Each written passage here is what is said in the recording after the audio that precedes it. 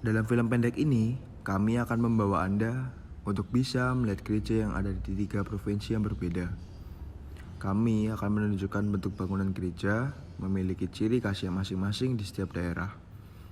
Kami akan mengulas lebih jauh mengenai arsitektur pada ketiga gereja ini, dengan tujuan bisa mengedukasi masyarakat di luar sana agar dapat mengetahui seluk-beluk gereja dengan lebih dalam di 3 provinsi yang berbeda.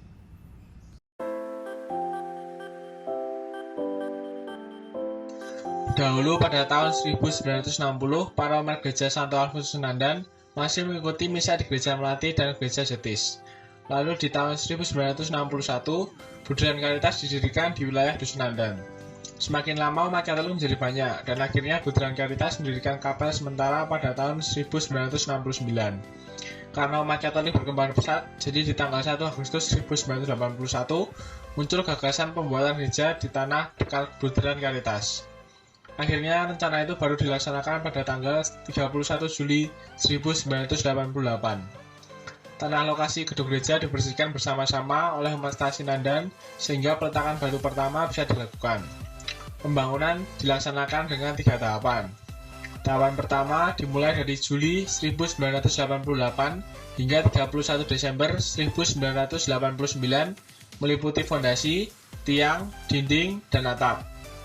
Tahapan kedua berlangsung bulan Januari 1989 sampai Agustus 1991, meliputi menyelesaikan pemasangan tegel lantai, dinding, jendela, pintu, kaca, cat, listrik, air, bangku, jalan masuk, dan tempat parkir.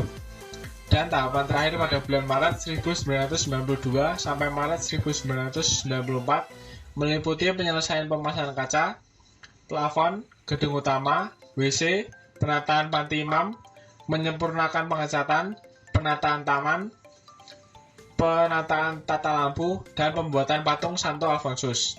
Di sela-sela pembangunan sudah terlaksana perayaan Ekaristi harian.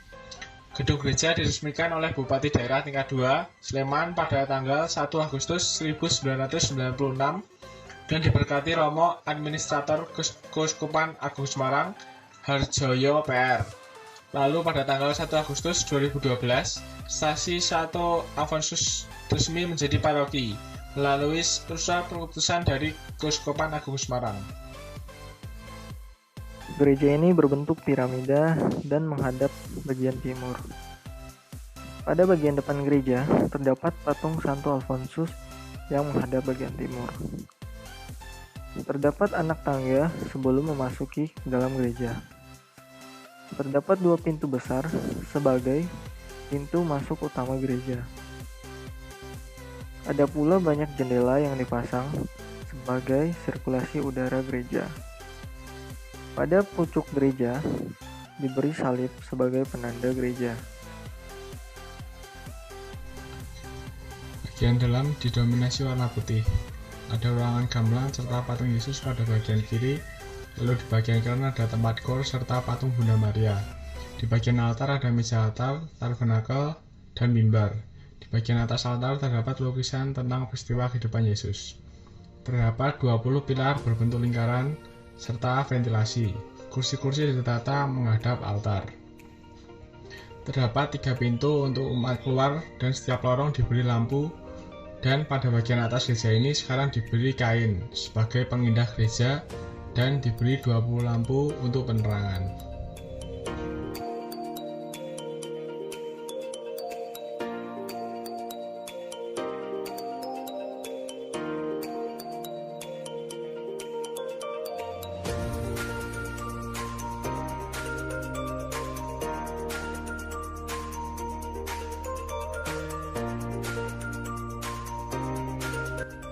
Di bagian kanan gereja memakai model atap berbentuk piramid.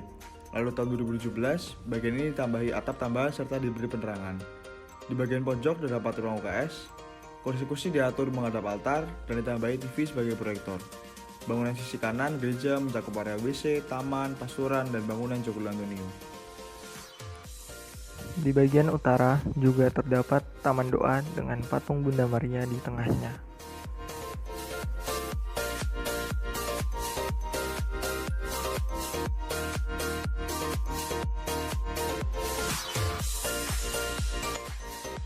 Di bagian kiri desainnya hampir sama dengan bagian kanan yang menggunakan atap tambahan. Ada tempat berkebun di sebelah utara yang isinya tanaman-tanaman umat dari berbagai lingkungan, dan di bagian pojok terdapat sangristi dan pintu masuk gereja.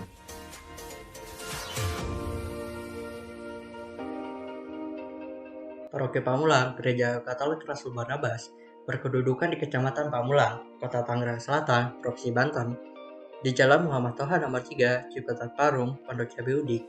Gereja ini terdiri dari dua bangunan utama, yaitu Gedung Gereja dan Gedung Karya Pastoral Yohanes Paulus II dan Gedung Karya Pastoral Andre Prevot. Di bawah gedung gereja ini terdapat halaman untuk parkir indoor yang cukup luas, dan di sebelah utara terdapat ruang untuk tangga dan ditempatkan kotak penghubung Dewan Paroki Pleno. Pada lantai 2 gedung gereja, tepatnya di bagian belakang, terdapat ruangan penghubung dari gedung gereja ke Gedung Karya Pastoral Andre Prevot. Gedung Karya Pastoral ini terdiri dari 3 lantai. Lantai 2 berfungsi sebagai ruang-ruangan kelas dengan total 7 ruangan yang dapat digunakan umat sebagai tempat saat ibadah-ibadah besar seperti Natal dan Paskah, dan sekat yang ada bisa dilipat agar lebih luas. Dan juga terdapat maket area gereja Paroki Santo Barnabas dengan perbandingan 1:100. Pada lantai 3 ini terdapat aula besar dengan panggung untuk pertemuan, juga bina iman anak, dan juga control room, dilengkapi dengan toilet, balkon, ruang persiapan pantry, janitor, juga teras taman luar. Gedung Yohanes Paulus II dengan desain minimalis memang sengaja digunakan sebagai latar depan dan juga berfungsi sebagai peredam atau buffer untuk bangunan gereja terhadap kebisingan lalu lintas jalan raya. Di gedung ini terdapat 2 lantai dengan total 16 ruangan yang termasuk sekretariat, ruang dapur serbaguna, dan ruangan lainnya, dengan tangga penghubung ke lantai 2. Di depan gedung Yohanes Paulus II terdapat kolam yang menyatu dengan Gua Maria yang dilengkapi dengan atap dan tempat duduk umat untuk berdoa di depan patung Maria. Jarak gedung sekretariat ke jalan raya mencapai 32 meter atau dari garis pada jalan, dan merupakan taman yang luas sekaligus untuk mengantisipasi bila kemungkinan pelebaran jalan. Gedung gereja sebagai bangunan utama berukuran 22 meter x 64 meter, terdiri dari 2 lantai. Lantai bawah untuk entrance hall dilengkapi dengan tangga dan rem menuju ke lantai 2 menuju ruangan utama. Dalam masa pandemi ini, penerapan protokol kesehatan penting dilakukan. Gereja memfasilitasi tempat cuci tangan yang berada sebelum entrance hall dan juga di timur gedung gereja di depan lambang Garuda. Kita juga bergerak dalam lingkungan hidup seperti tanaman-tanaman. Nah, tanaman-tanaman ini bisa digunakan untuk berbagai hal seperti menghias altar. Pada lantai dasar Gedung Karya Pastoral Andre Prevot ini terdapat lobi, di kiri terdapat tangga untuk menuju ke atas, juga lahan parkir motor yang cukup luas. Nah, ini di sebelah utara Gedung Karya Pastoral dan terdapat parkiran mobil yang cukup luas. Juga di sebelah selatan terdapat kantin untuk berjualan. Nah, ini penampakan dari luarnya Gedung Andre Prevot, juga menuju ke entrance hall atau gedung gereja utama. Ini tampak dari pos satpam. Nah, ini pada altar kita terdapat patung Yesus terangkat ke surga, juga tulisan In Verbo Autem Tuo Laxaborete, yang artinya terangkat ke surga. Juga ada tulisan In Verbo Tuo Laxaborete yang diambil dari Injil Lukas bab 5 ayat 5. Selain tempat parkir motor, lantai dasarnya juga bisa digunakan untuk menampung misa jika terlalu penuh di atas, dengan fasilitas screen juga infocus. Dan ini altar pada ruang misa terdapat patung Bunda Maria di kanan dan juga patung Yesus nanti di kiri. Dan ini penampakan secara keseluruhannya, dengan di atas altar terdapat patung Yesus terangkat ke surga. Ruangan ini merupakan ruang persiapan bagi para misioner, romo, juga petugas lainnya untuk berganti baju, mempersiapkan alat-alatnya. Juga pada ujung ruangan ini terdapat tempat pengakuan dosa untuk romo, bisa memberikan sakramen tobat pada umat. Dan pada kiri altar terdapat juga tempat kur, juga memfasilitasi fasilitas, yaitu balkon, di mana jika lantai 2 penuh, kita bisa naik lantai 3 walaupun hanya tempat kecil, yaitu hanya bisa menampung 250 kurang atau lebih umat. Pada balkon ini kita dapat melihat langsung ke altar dan juga ke lantai 2, di mana di lantai 2 ini kita juga melihat ruangan-ruangan pengakuan dosa yang yaitu ada 4. Dan juga di balkon atas ini juga terdapat control room, juga hiasan atau ornamen berupa orang-orang kudus, juga malaikat. Nah, ini tempat atau ruang misa utama, dan juga pada kanan kirinya juga terdapat hiasan jalan salib. Gereja ini memiliki fasilitas kapel juga. Kapel yang diberi nama Kapel Maria de Fatima ini letaknya dekat parkiran motor di bawah gedung gereja atau di lantai dasar gedung gereja ini. Kapel ini biasa digunakan untuk misa harian, juga terdapat relik dan juga sakristi di dalamnya. Gereja Santa Perawan Maria Sabta Kedukaan atau yang lebih dikenal dengan Paroki Pandu merupakan gereja yang dibangun pada zaman penjajahan Belanda pada tahun 1935. Bentuk bangunan gereja ini menyerupai salib dengan garis utara selatan tidak persis seperti arah mata angin. Hal ini dikarenakan karena lokasi gereja ini dikelilingi oleh jalan, yaitu Jalan Pandu dan juga Jalan Bengawan Sempani, sehingga posisi gereja ini benar-benar di tengah atau diapit oleh jalan tersebut. Dalam bangunan gereja, cahaya sangat diperhatikan. Cahaya masuk melalui ventilasi-ventilasi yang ada pada dinding-dinding gereja dan terdapat beberapa jendela yang dapat dibuka untuk menambah udara masuk.